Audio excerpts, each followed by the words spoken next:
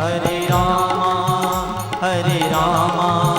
राम राम हरे हरे, हरे रामा राम राम हरे हरे, हरे कृष्णा कृष्ण कृष्ण हरे हरे, हरे रामा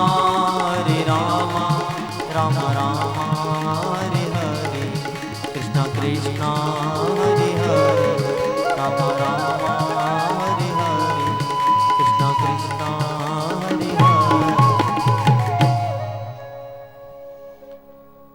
हरे रामा हरे रामा राम राम हरे हरे,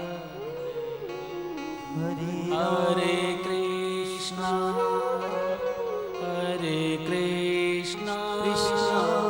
कृष्ण कृष्ण हरे हरे।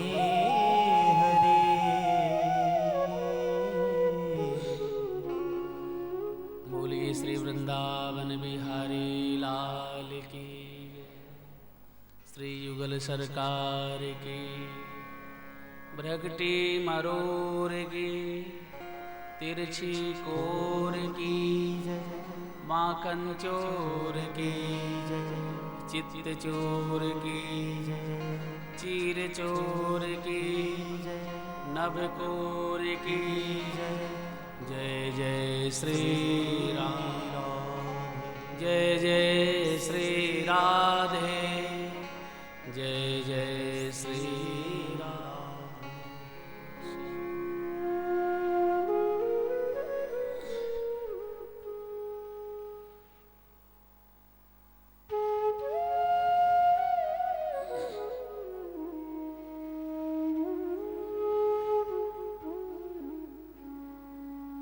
परम मंगल में परात्पर अखिलेश्वर अकारण करुणा वरुणालय भक्त वांछा कल्पतरु तडिदित विदिंदित पीतांबर धारी नंद नंदन भगवान बालकृष्ण के प्रत्यक्ष वांग्मय स्वरूप श्रीमद्भागवत महापुराण, भक्ति स्वरूप मेरी माताएं बहनें, ज्ञान स्वरूप मेरे भाई बंधुओं, संत समाज, विद्युत प्रवर, हम सब लोग पूर्वजों के आशीर्वाद से, गोविंद की कृपा से मानव तन पाते हुए आज श्रीमद् भागवत सप्ताह के षष्ठम दिवस एवं षष्ठम सत्र पर विराजमान हुए हैं। राधे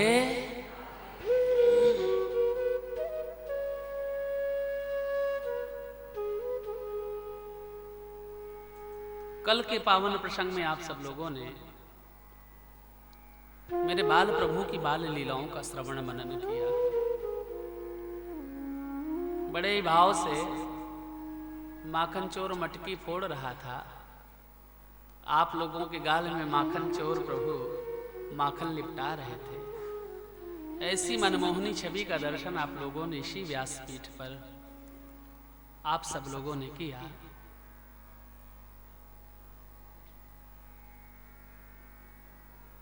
धन्य है मेरे गोविंद की महिमा, धन्य है मेरे गोविंद की कृपा। 7 वर्ष की अवस्था को भगवान जब पहुंचे तो 7 वर्ष के प्रभु ने 7 कोस के गिरिराज पर्वत को धारण किया। 7 कोस के गिरिराज पर्वत को धारण किया। नाम पड़ा मेरे गोविंद का गिरधर। भगवान का नाम अपने आप थोड़ा होता, अनामी का कोई नाम नहीं होता। उस अनामी का नाम भी भक्त ही रखते हैं। किसी ने रघु कहा, किसी ने राघव कहा, किसी ने माधव कहा, किसी ने कृष्ण कहा, किसी ने कनुआ कहा, किसी ने कन्हैया कहा, किसी ने कृष्ण कहा।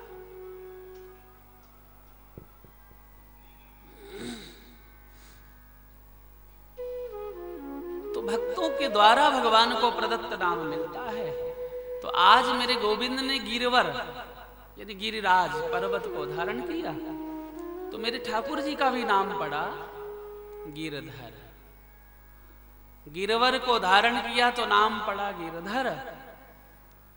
और गिरधर गिरधर गिरधर गाती गाती मीरा भी भगवान के शरीर में समा गई थी। ऐसा आप सब लोगों ने कथा सुनी होगी मीराबाई की, कि जब मीराबाई बचपन में लगभग 5 वर्ष की अवस्था की थी, तो संयोग से उस गांव में एक बारात आई। तो भाई दूल्हा की अगवानी करने के लिए सासू माँ भी तो आरता उतारती है ना।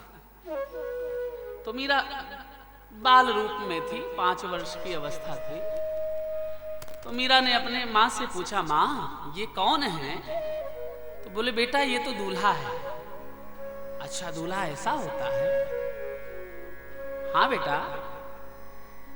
तो माँ ये बता मेरा दूल्हा कैसा होगा? अब वो मीरा की माँ क्या बोलती मीरा को उस समय। तो वहीं ठाकुर जी का एक चित्रपट दिखा। बोले तेरा दूल्हा जो है ना ऐसा होगा, सांवला सलोना माखन चोर, माथे पर मोर पक्ष बंधा होगा। मीरा को जब ऐसा दर्शन माँ ने कराया कि तेरा दूल्हा ऐसा होगा, तो मीरा बस कन्हैया गिरधर यानी गोविंद का नाम गाने लगी। विवाह होने लगा तो उसने अपने माँ से पूछा, माँ क्या जिसके साथ मेरा विवाह हो रहा वैसे ही होगा मोर पक्ष वाला? भोली मीरा, भाव में डूबी हुई मीरा, माँ कैसे समझाती अपनी बिटिया को।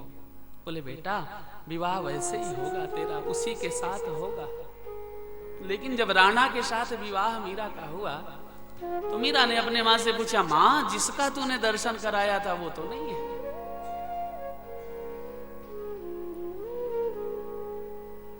भाई सजन है, सजना किसको कहते हैं? साजना और सजना दो अंतर है। बिना सजना के कैसे ये साज सजना, नहीं सजना तो सब कुछ बेकार सजना। जब नहीं थे सजन कैसी सजती सजन, आज आए सजन तो सजूंगी सजन। ये नाबाली उमरिया का सवाल सजना, नहीं सजना तो सब कुछ बेकार सजना। मीरा तो भाव से श्रृंगार करके जयमाल डालने के लिए आई थी, लेकिन आंखों में छवि कन्हैया की, लेकिन सामने राणा। मां ने समझाया, बेटा वो तो भगवान हैं जिनके बारे में मैंने कहा था, वो थोड़ा ऐसे विवाह करते हैं।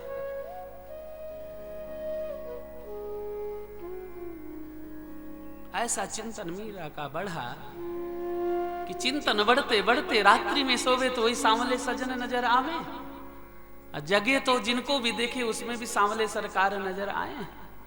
जित देखूं तित श्याममयी, जिधर दृष्टि मीरा की जाए बस कृष्ण कृष्ण कृष्ण कृष्ण कृष्ण कृष्ण रटती रही, गोविंद गोपाल गिरधर नाम गाती रही। संतों के मध्य में जब गोविंद नाम गाया जाता मीरा के सामने, तो वो भी बीड़ा लेकर के मीरा बीड़ा बजाने लग जाती।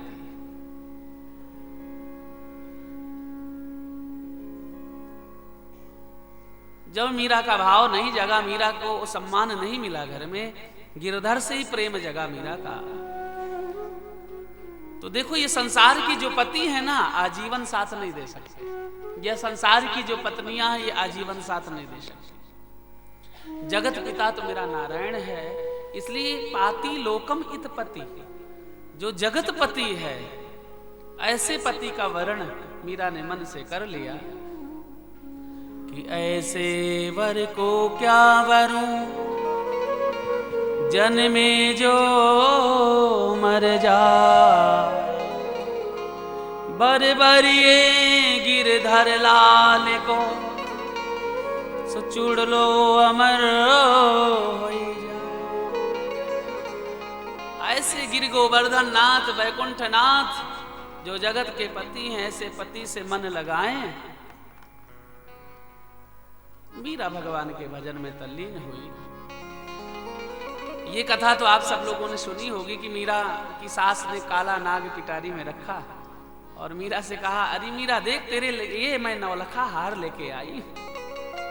मीरा भोली बेचारी बोली, माँ तो वो नौलखा हार है कहाँ?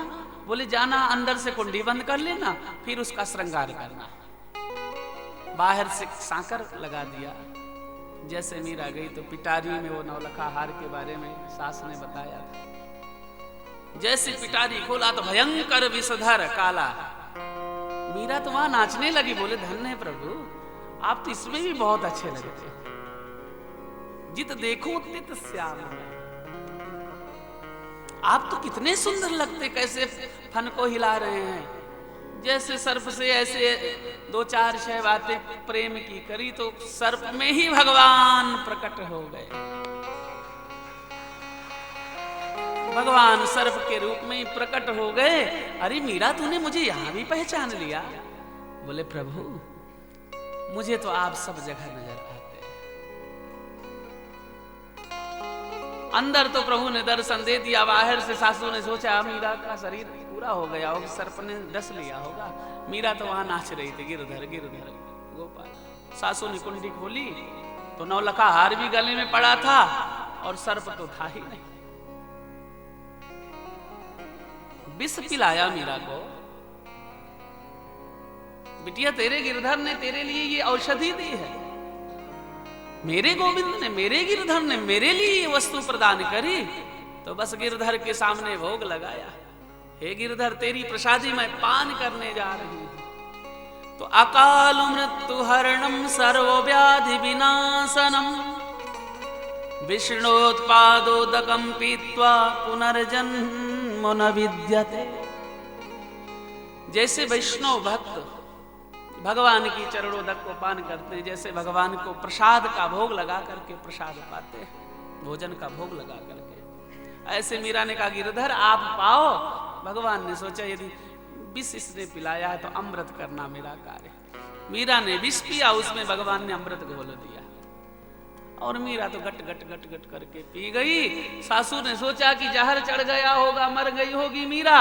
मीरा तो अमृत पान करके अमर हो गई।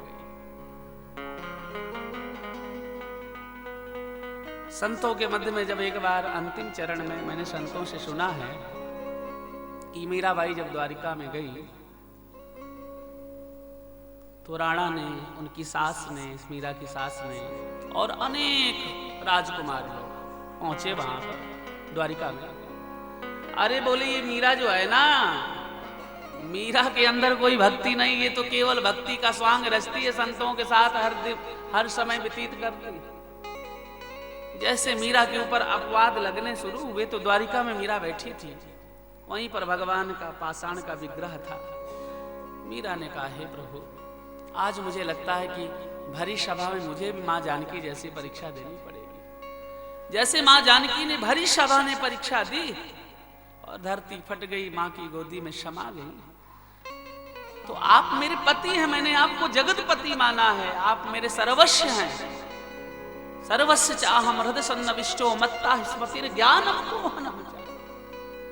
मैंने सर्वस्व आपको मान लिया। संतों के मध्य में कीर्तन चल रहा था। सब लोगों ने कहा, रे ये बावरी है, पागल है, मीरा केवल भक्ति का स्वांग रचती है।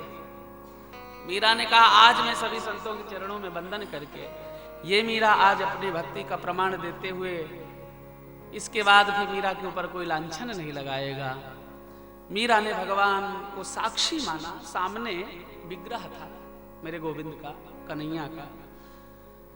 मीरा ने कहा, गोविंद आज तू अपने हृदय में मुझे संभाले, अब मुझे इस दुनिया में नहीं रहना। कितने ताने सुनो। मीरा गुणगान करती गई, भगवान का वक्षस्थल फट गया और सदेह मीरा भगवान के विग्रह में समा गई। एक हाथ पल्लू साड़ी का बाहर निकाल दिया कि दुनिया के लोग विश्वास कैसे करेंगे कि मीरा भगवान के हृदय में प्रवेश किया। मीरा सदैव भगवान के शरीर में प्रवेश कर गई। इतना पल्लू साड़ू का निकाल दिया। आज भी द्वारिका में जो लोग दर्शन करने जाते हैं, मीराबाई के मंदिर में भगवान का ऐसा ही दर्शन मिलता है। बोलिए भक्त वत्सल भगवान की जय। जय जय श्री राम।